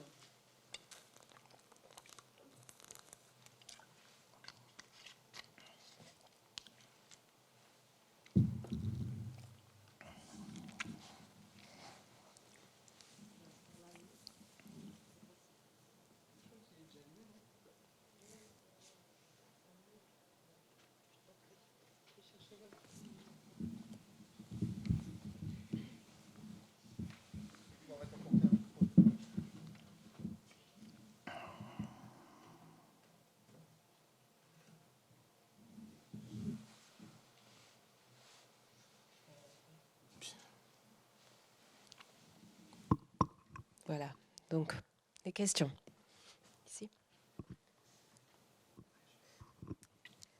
Merci beaucoup, du coup, Marc, pour cette présentation. J'ai une question un peu étrange, mais j'aimerais savoir dans quelle mesure apparaît une certaine forme d'écologie aussi dans ton travail, et est-ce que c'est quelque chose auquel tu penses? Est-ce que c'est quelque chose... Quand je dis écologie, c'est pas que les verts, hein, c'est... Précise. Comment, justement, à la fois en termes de moyens, à la fois en termes d'actions qui ne sont pas forcément faites que par toi.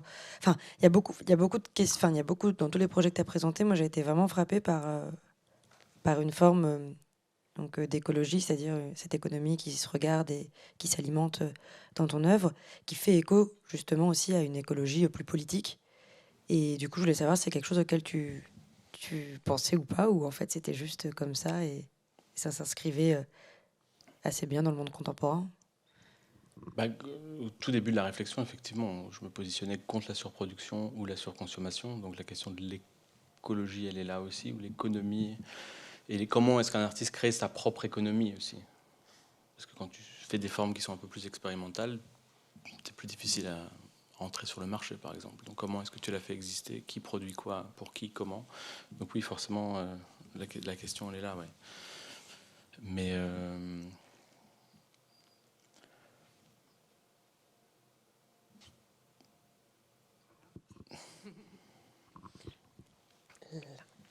Grégoire, je te passe le micro. Merci beaucoup. Je suis arrivé en retard, donc peut-être que ma question a été... Enfin, tu as répondu au début, mais je me posais tout simplement la question de l'importance pour toi des différents médiums, parce que, en général, des différents arts que tu as... Enfin, des œuvres que tu as proposées, parce qu'il y a du dessin, il y a du papier, il y a des photos. Une série de dessins. Ça me suffit pour dire qu'il y a du dessin. Et donc, quelle importance est-ce qu'il y a une certaine, comment dire, enfin, à chaque fois tu précises que par exemple l'œuvre n'est pas soit directement les échasses, soit l'œuvre n'est pas directement la photographie, mais l'acte. Est-ce qu'il y a quand même un attrait ou une importance pour certains médiums qui permettraient de faire forme et qui auraient toute leur importance à un moment dans ta pratique, ou c'est vraiment uniquement conceptuel? Quand on me pose ce type de questions, ou quand on discussion d'artistes commence souvent par « et toi, c'est quoi ton médium ?» quand tu rencontres quelqu'un. C'est vrai que je suis toujours un peu peiné pour répondre. Il faut toujours parler une demi-heure, c'est un peu pénible. Donc je dis que j'ai pas de médium de référence. Si je suis très en forme, je dis la vie, mais il paraît que c'est prétentieux, donc je le dis plus. Mais vraiment, dans mon travail, pour moi, ce qui est important, c'est de créer le médium par rapport aux propos que j'ai envie d'aborder, quoi. Donc, je sais pas à quel moment t'es arrivé, mais je parlais quand même de Marshall McLuhan qui dit medium is the message. Et si on reçoit, et ce qui est intéressant, c'est aussi un geste moderne. Enfin, les modernistes, c'est ça qu'ils ont fait, c'est qu'ils ont poussé leur médium jusqu'au plus loin, quoi. La peinture, juste le geste. Le cinéma, c'est juste le montage, pour faire ressortir une essence du projet, quoi. Et du coup, c'est aussi trouver ça, lequel va répondre le plus à l'idée que j'ai envie de faire passer. Après, il y a quand même une esthétique qui se dégage, assez minimaliste, assez éphémère, parce que je parle de connaissances, je parle de disparition de connaissances, je parle de transmission. Donc potentiellement, le médium, tu peux te sentir limité par certains médiums ou... Oui, mais en même temps, je m'interdis rien. Si un jour j'ai envie de faire une peinture, je la ferai. Mais je sais pas à l'heure actuelle, il y a vraiment rien qui me pousse à faire une peinture. Mais si un jour je trouve que c'est juste d'exprimer une idée comme ça, je la ferai avec grand plaisir. C'est comme, tu vois, j'ai fait du dessin, je pensais pas faire du dessin. Mais je crois que c'était juste sur ce rapport à l'écriture, sur ce rapport à la rationalisation, Donc voilà, je pars jamais. C'est un peu comme Kago Almagou, j'étais à apprendre une langue en voie de disparition, je ne savais pas ce qui allait en sortir à la fin. C'était valoriser. C'est un truc que je dis parfois, c'est plus que le faire, c'est l'agir qui m'importe, quoi. Parce que le faire, il tend vers une finalité, alors que l'agir, il est jamais vraiment fini. Là, c'est quelque chose que je vais chercher dans le toucher du monde, le geste du naturel, et aux éditions Dehors, Sophie Gosselin et David G. Berthelin, ou quelque chose, pardon si j'écorche leur nom, qui est un très beau livre. Et voilà, et c'est eux qui font la différence. Et ce que ça apporte dans la modernité ou dans le rapport à la technique aussi, entre le faire et l'agir. Donc je pense que j'ai un travail qui se laisse aussi porter par les conditions. Et je pense que c'est ça qui a fait peur dans les nombreuses fois où j'ai candidaté avec ce projet d'apprendre une langue en voie de disparition. Je leur ai dit, on verra bien ce qui se passe. Ça ne met pas forcément en confiance, mais ça me laisse aussi le champ libre très fort de mener le projet en lui-même et de valoriser la vie plus que l'art d'une certaine façon. Finalement, un des médiums principaux, ça reste je ne sais pas si on peut parler comme ça, mais de la performativité. La performativité, c'est un mot que j'utilise effectivement. J'ai pas dit la performance comme médium, non, parce exactement. que c'est pas le cas, mais... Exactement. Performativité, c'est un mot très juste que j'utilise beaucoup, puisque la performance s'inscrit souvent dans un rapport spectacle, enfin voilà, avec un moment précis, avec un public ou avec une captation, etc. Et moi, je m'inscris plus dans des choses poreuses, du vécu, et donc de la performativité, du geste ou de la situation construite. Comme la voiture qu'on peut activer, ou les gens qui apprennent mon langage, ou d'autres œuvres dont je n'ai pas parlé. Mais oui, la performativité, c'est un mot que je trouve très précieux.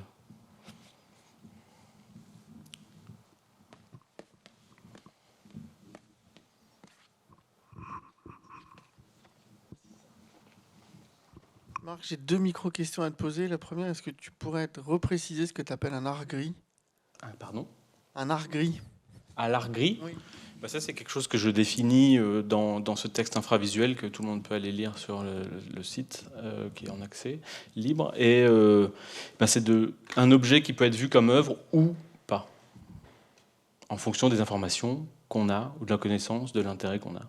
Matwingo, c'est une œuvre, si on la considère dans l'espace d'exposition et le protocole, mais c'est aussi...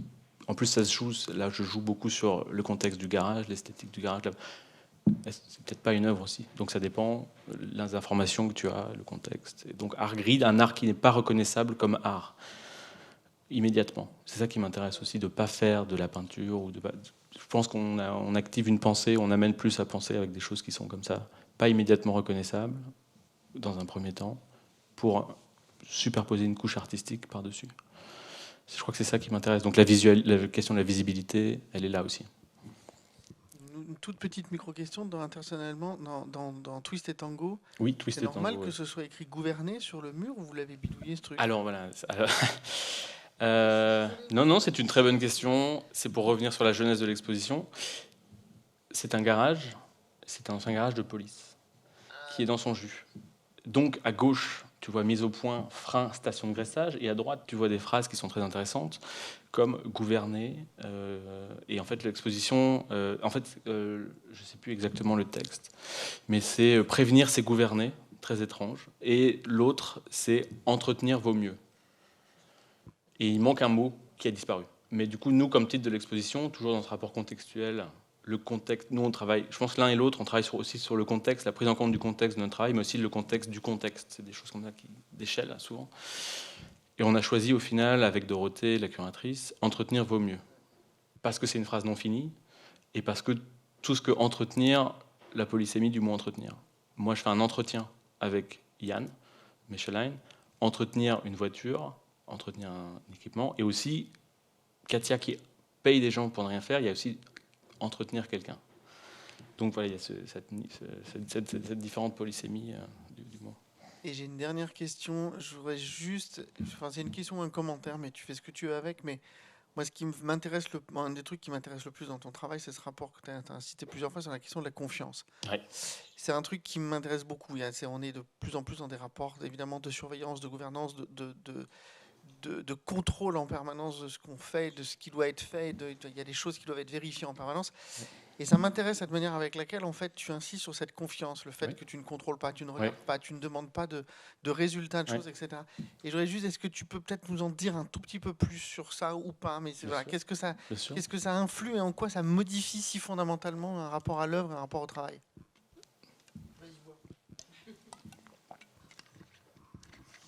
Oui, la confiance, c'est quelque chose qui est assez important, mais aussi c'est dans ce rapport humain que je mets souvent en place dans mon travail, qui est essentiel.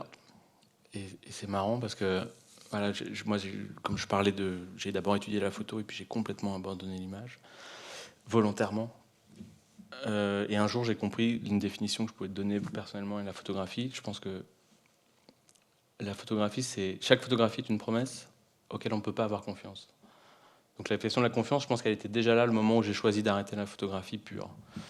Et elle ressurgit après dans les collaborations et le vécu que je mets en place sur vous le faites ou vous ne le faites pas. Et là, voilà, là je prête ma voiture personnelle qui est assurée à mon nom. Il y a plein de gens qui m'ont dit, en plus, bon, il y a la question de Liège, qui est une ville où il y a aussi beaucoup de pauvreté. On m'a dit, on va pas te voler ta voiture au bout de 3 jours, quoi. J'ai dit, c'est pas grave. C'est aussi beau que la voiture dont j'ai hérité, elle vive après sa vie, quoi. Peut-être qu'elle va partir sur un ferry, je sais pas où. J'en doute. C'est ça qui est intéressant aussi. C'est que je doute que ça se passe. Comme les échasses, on va me dire, mais on va les tirer. Il y a à peine des gens qui sont sortis avec. Il y en a eu, mais il y en a peu. Donc ça, c'est aussi intéressant sur cette question de valeur, le respect de l'œuvre d'art, même toucher les échasses ou rentrer dans la voiture. Il y a des gens qui n'y croient pas, en fait, qui ne le font pas. Donc il y a ces différents degrés de confiance. Ouais. Et c'est cette porosité entre l'œuvre qui n'est pas finie ou qui va être finie par le public qui m'intéresse. Donc, et du coup, il m'accorde une confiance à moi aussi. Donc c'est ça qui est assez juste, enfin qui me semble intéressant et qui me fait assez plaisir à mettre en place. C'est pas pour me valoriser, mais c'est voilà pour créer jouer sur un rapport humain véritable, pas juste symbolique encore une fois.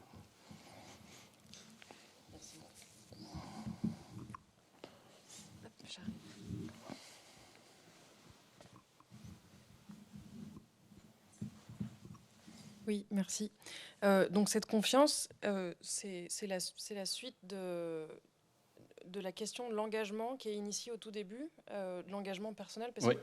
que à quel moment on peut c'est pas checker, c'est pas vérifier pour vérifier, c'est à quel moment, enfin, ça a l'air de donner une importance ou une valeur au protocole de croire sur parole que tu vas pas danser, tu vas pas apprendre à danser tout en dansant, ou tu vas pas t'entraîner à faire des cercles à la maison pour qu'ils soient parfaits le jour de l'expo. Mais Généralement, ils sont moches quand même. donc c'est bien vérifié peut-être, mais après c'est peut-être un défaut du muscle. Non, la valeur de cet engagement pris au début, qu'on ne peut pas vérifier, on fait confiance à l'artiste à travers un bout de papier, à travers un protocole, à travers trois impressions noires sur un fond blanc. C'est le seul endroit où peut se trouver la valeur de cet engagement pris au préalable, celui du protocole ou celui de la trace finale et du récit en fait qui est raconté par la suite. C'est un peu frustrant. C'est un peu frustrant, pourquoi ? Mais parce que on peut percevoir un peu l'idée importante de la confiance qui est donnée au spectateur ou au public, de prendre part à l'œuvre ou de l'activer, voilà. Mais en gros, c'est un peu mystique, quoi. C'est donner une aura à un bout de papier, à un protocole, à une lettre qui est écrite, à des mots. C'est leur donner une aura. C'est le principe de la croyance qu'il y a derrière. La croyance, la question de la croyance, elle est là, bien sûr. Mystique, alors j'avoue que je ne m'attendais pas à un tel qualificatif. Mais je ne sais pas quoi répondre. Ça porte une... C'est probablement pas une question, mais parce que ça porte une charge qu'on est libre ou pas à laquelle on est libre de donner une valeur ou pas, et une valeur... Et bien voilà, c'est encore une fois que le travail qui dépend beaucoup du spectateur aussi, est de s'intéresser ou pas à ce qui a été mis en place. Enfin...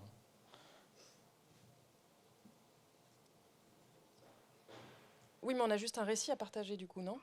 Oui, souvent, mon travail passe beaucoup par l'oralité, c'est pour ça que je suis souvent invité à faire des conférences, ou par le texte, et par l'imagination. Le refus de l'image aussi à un moment, et de ne pas documenter, ou de pas, c'était que je trouvais que l'image était très sclérosante dans l'imagination qu'elle proposait. Et là, en passant par d'autres médiums, par une oralité, m'intéresse plus aussi dans toi, ce que tu vas pouvoir imaginer, ou ce que tu vas pouvoir te représenter. C'est pour ça qu'il y a des œuvres que j'ai pas du tout documentées. Après, ça devient frustrant, parce que les gens, ils aiment bien avoir un petit visuel, ce que je comprends tout à fait.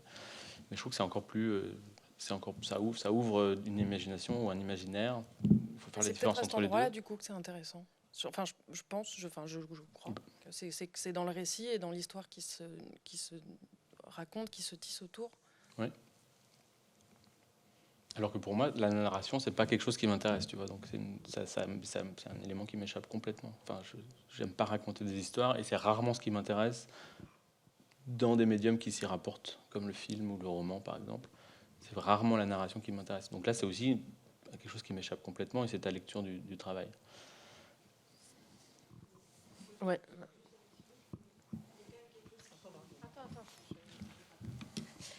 Il y a juste un truc sur ce truc de croyance. Enfin, je trouve qu'elle est très juste ta remarque, Constance, mais on reste tout le temps dans le cadre de l'art. Enfin, moi, c'est une des vraies questions que j'ai aussi sur ton travail en général. C'est qu'en fait, même si à un moment, il y a des doutes, même si à un moment, il y a des ambiguïtés, même si à un moment, toi, avec le spectateur, les spectateurs entre eux, etc., il y a quelque chose en suspension et on se demande si les choses vont arriver. Je trouve que là où on est aussi dans l'art contemporain, où il en est aujourd'hui, en fait, comme c'est balisé par les espaces de l'art, le pacte, c'est ça aussi qui est compliqué, c'est que le pacte, qu'il soit rempli ou pas, ça existe quelque part. C'est là où la croyance, en fait, elle est pas... Enfin, par exemple, la scarification. La scarification, ça rebondit sur les trucs de croyance, je pense, pour certains. Mais en fait, ce qui était important, c'était cette trace et c'était pas le fait de croire vraiment au prolongement de la vie ou pas. Pour toi. Tu laisses en suspens ça?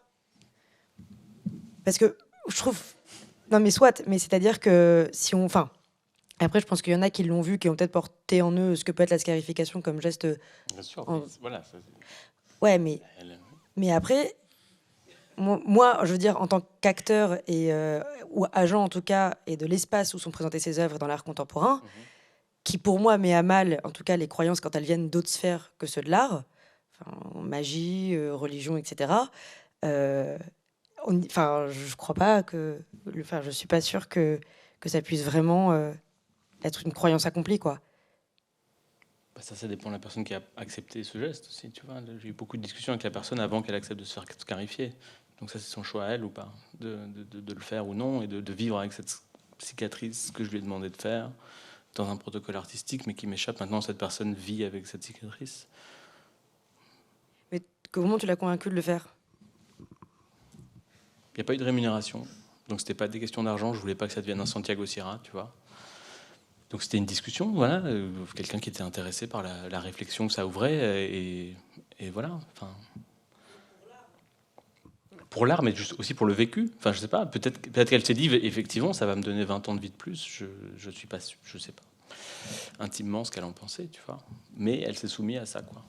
Et il y a un rapport au corps dans mon travail qui revient régulièrement, hein, au mouvement, au geste, qui m'échappe, mais de façon très simple, du grain de beauté à la scarification. Là, il y en a une autre que je viens de mettre en place, dont je ne vais pas parler, mais des choses qui se dispersent aussi ou qui restent très ténues.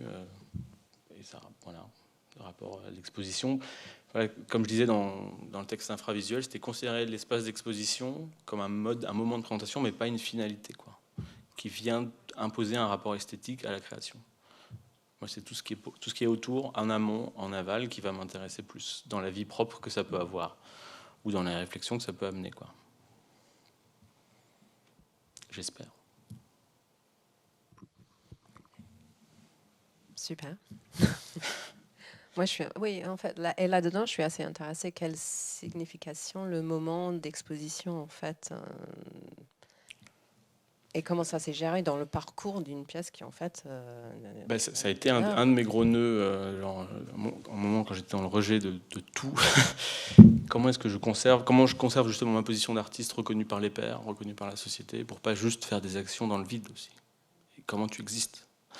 Et du coup, c'est accepter l'exposition, mais pas comme une finalité, comme un moment d'isolement, un moment de potentielle présentation, où tu le rends sensible pour un public, pour un esprit, mais tu sais que l'importance n'est pas là, quoi. Ça va juste être un moment, en fait, un moment d'existence de l'œuvre, un refuge d'une certaine façon pour une existence, mais qui n'est pas la finalité. Alors que pour beaucoup d'œuvres, la finalité, c'est le moment d'exposition.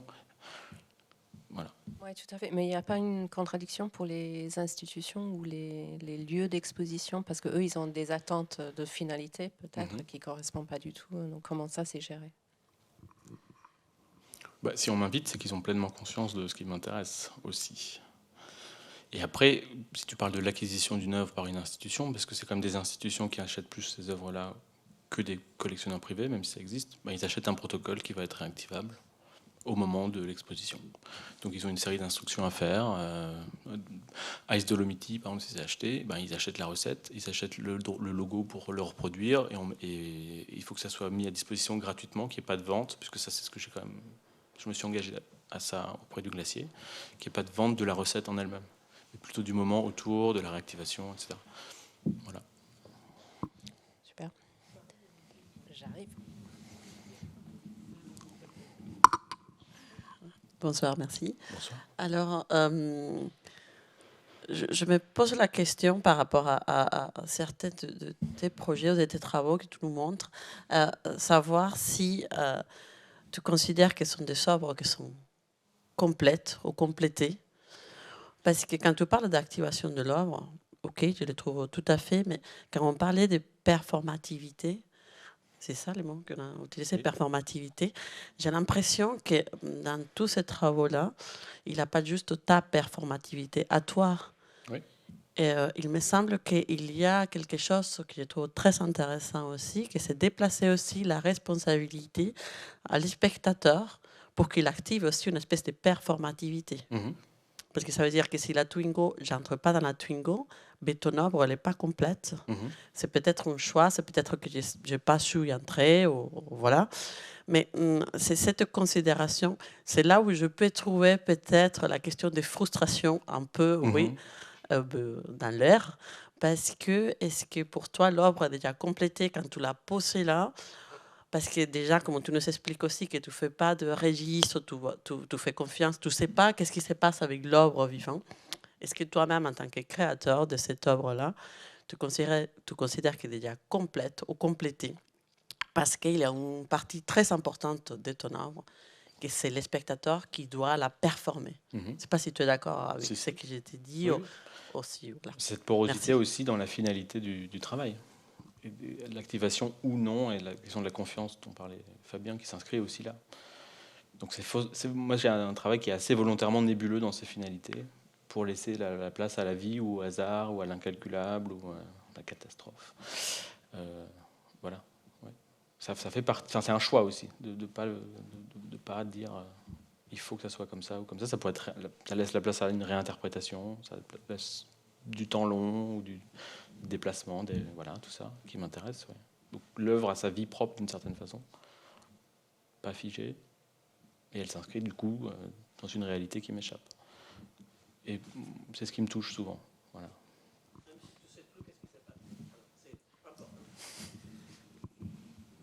Bonsoir. Bonsoir. Par rapport à ce que disait Olenka, d'ailleurs, si jamais cette voiture est volée, est-ce que tu irais rechercher cette voiture pour essayer de voir quelle vie elle a en dehors de... Non. Ok. Non, c'est trop de travail. Parce que après, si cette voiture est volée, ça pourrait aussi me faire une bonne blague belge pour aller la déclarer au commissariat. Ça pourrait, c'est vrai. Votre voiture a été volée, dans quelle mesure? Où elle était où? C'était une œuvre d'art. Mais ça Ouais, pourrait être un deuxième temps du travail. C'est ça. A priori, c'est pas prévu, mais je vois. Bon, je pense que, sauf s'il y a une ou deux questions vraiment urgentes, ça c'est peut-être le moment pour finir là. Ça vous va? Merci beaucoup, Marc. Merci à vous. Merci à vous d'être restés.